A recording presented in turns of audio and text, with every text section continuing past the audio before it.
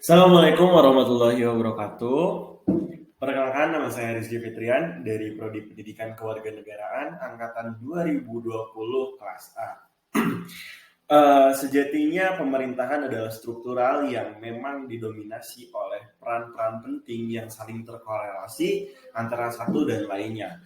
Selebihnya ada juga yang dinamakan instrumen pemerintahan. Nah, di sini mari kita belajar tentang instrumen pemerintahan. Nah, paling kalian tahu nggak sih tentang instrumen pemerintahan itu apa aja? Nah, jadi kita di sini bakal ngasih tahu instrumen pemerintahan itu apa dan gimana cara memperlakukan instrumen pemerintahan itu dan faktor-faktor apa saja yang berlaku ketika adanya instrumen pemerintahan. Oke, yang pertama adalah pengertian instrumen pemerintahan. Nah, di sini kita bisa tahu instrumen pemerintahan itu apa. Nah, disebutkan instrumen pemerintahan itu adalah alat-alat atau sarana yang digunakan oleh pemerintah atau administrasi negara dalam melaksanakan suatu tugas. Di sini disebutkan alat-alat atau sarana yang digunakan oleh pemerintah atau administrasi negara dalam melaksanakan suatu tugas.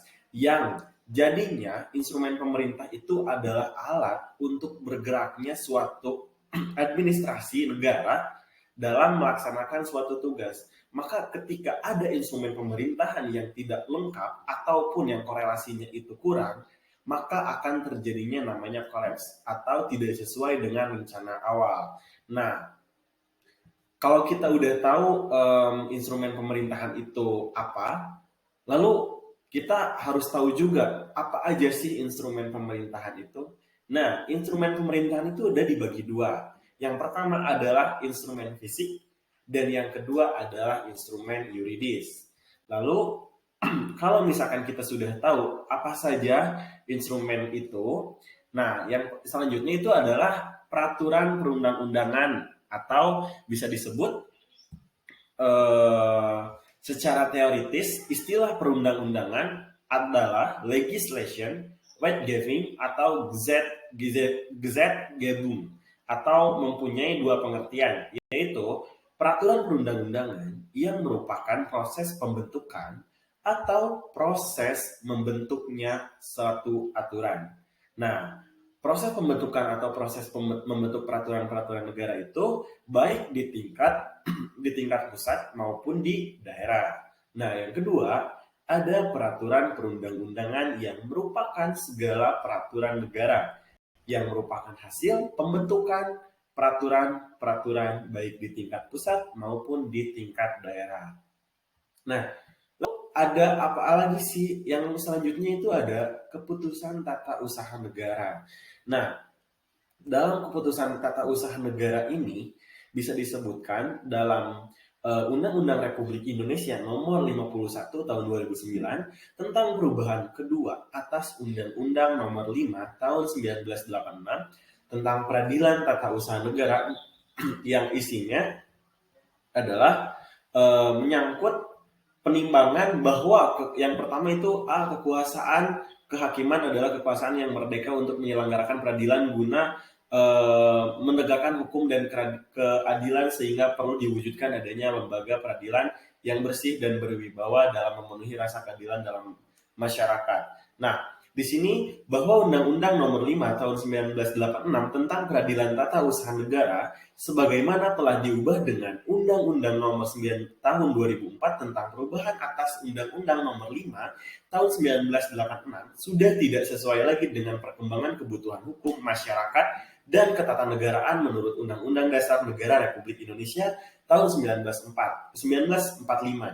Bahwa yang ketiga, bahwa berdasarkan pertimbangan sebagaimana yang dimaksud pada huruf A dan huruf B, perlu membentuk undang-undang tentang perubahan kedua atas Undang-Undang Nomor 5 Tahun 1986 tentang Peradilan Tata Usaha Negara. Nah, lalu dari undang-undang ini mengingat pasal 20, pasal 21, pasal 24, dan pasal 25 Undang-Undang Dasar Negara Republik Indonesia tahun 1945. Dan yang kedua, itu adalah Undang-Undang Nomor 14 tahun 1985 tentang Mahkamah Agung Lembaran Negara Republik Indonesia tahun 1985 nomor 73 tambahan Lembaran Negara Republik Indonesia nomor 3316 sebagaimana telah diubah terakhir dengan Undang-Undang nomor 3 tahun 2009 tentang perubahan kedua atas Undang-Undang nomor 14 tahun 1985 tentang Mahkamah Agung Lembaran Negara Republik Indonesia 2009 nomor 3 tambahan Lembaran Negara Republik Indonesia nomor 4958. Nah, oleh karena itu Dewan Perwakilan Rakyat Republik Indonesia memutuskan undang-undang tentang perubahan kedua atas Undang-Undang Nomor 5 Tahun 1986 tentang Peradilan Tata Usaha Negara. Nah, jadi isinya kalau misalkan membahas tentang Undang-Undang 51 2009 pasal 1 angka 9 itu banyak, itu baru maksudnya panjang, itu baru awalan saja. Lalu isi yang utamanya pasal 1 angka 9 itu adalah tentang keputusan tata usaha negara adalah suatu penetapan tertulis yang dikeluarkan oleh badan atau pejabat usaha negara yang berisi tindakan hukum tata usaha negara yang berdasarkan peraturan perundang-undangan yang berlaku yang bersifat konkret, individual, dan final menimbulkan akibat hukum bagi seorang atau badan hukum perdata.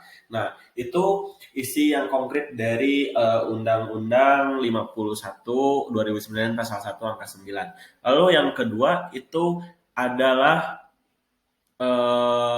unsur-unsur. Kita lihat unsur-unsur keputusan tata usaha negara adalah penetapan tertulis dikeluarkan oleh badan atau pejabat tata usaha negara berisi tindakan hukum tata usaha negara berdasarkan peraturan perundang-undangan yang berlaku bersifat konkret, individual, dan final menimbulkan akibat hukum bagi seorang atau badan hukum perdata. Lalu selanjutnya itu adalah Undang-Undang Administrasi pasal 27. Pasal 87 Undang-Undang Administrasi Pemerintahan yang menyatakan dengan berlakunya undang-undang ini, keputusan tata usaha negara sebagaimana dimaksud dalam Undang-Undang Nomor 5 Tahun 1986 tentang Peradilan Tata Usaha Negara sebagaimana telah diubah dengan Undang-Undang Nomor 9 Tahun 2004, Undang-Undang Nomor 51 Tahun 2009 yang tadi baliknya isinya ke yang tadi di awal. Nah, di sini juga disebutkan tindakan hukum tata usaha negara, tindakan hukum badan atau pejabat tata usaha negara adalah suatu pernyataan kehendak yang muncul dari organ administrasi dalam keadaan khusus dan dimaksudkan untuk menimbulkan akibat hukum dalam hukum administrasi. Nah, lalu selanjutnya itu adalah peraturan kebijaksanaan instrumen pemerintah. Nah, ada apa sih di peraturan kebijaksanaan ini? Instrumen pemerintahan keberadaan peraturan kebijaksanaan tidak dapat dilepaskan dengan kewenangan bebas dari pemerintah yang sering disebut dengan istilah Fries Ermesen dalam kaitannya dengan pemerintah. Fries Ermesen diartikan sebagai salah satu sarana yang memberikan ruang bergerak bagi pejabat atau badan-badan administrasi negara untuk melakukan tindakan tanpa harus terikat sepenuhnya pada undang-undang. Lalu yang selanjutnya itu adalah perizinan instrumen pemerintahan. Nah, dispensasi itu tindakan pemerintah yang menyebabkan suatu peraturan undang-undangan menjadi tidak berlaku bagi sesuatu hal yang istimewa. Konsensi yaitu suatu izin yang berhubungan dengan pekerjaan yang besar di mana kepentingan umum terlibat tepat sekali sehingga sebenarnya pekerjaan itu menjadi tugas dari pemerintah tetapi oleh pemerintah diberikan hak penyelenggaraannya kepada konsesionaris pemegang izin lisensi, yaitu suatu izin yang memberikan hak untuk menyelenggarakan suatu perusahaan. Oke, kita ada di akhir materi dari instrumen pemerintahan ini, yaitu kita menuju ke kesimpulan, yang dimana semua materi yang ada dalam hal tersebut itu disimpulkan menjadi satu, yaitu instrumen pemerintah merupakan bagian dari instrumen penyelenggaraan negara secara umum. Pemerintah dalam arti luas, yang mana pelaksanaan tugas penyelenggara ini di negara Indonesia paling tidak dilakukan oleh 3 lembaga, yaitu eksekutif, legislatif, dan yudikatif. Dalam melaksanakan tugas penyelenggaraan negara, masing-masing pemerintah organ negara tersebut diberikan kewenangan untuk mengeluarkan instrumen hukumnya.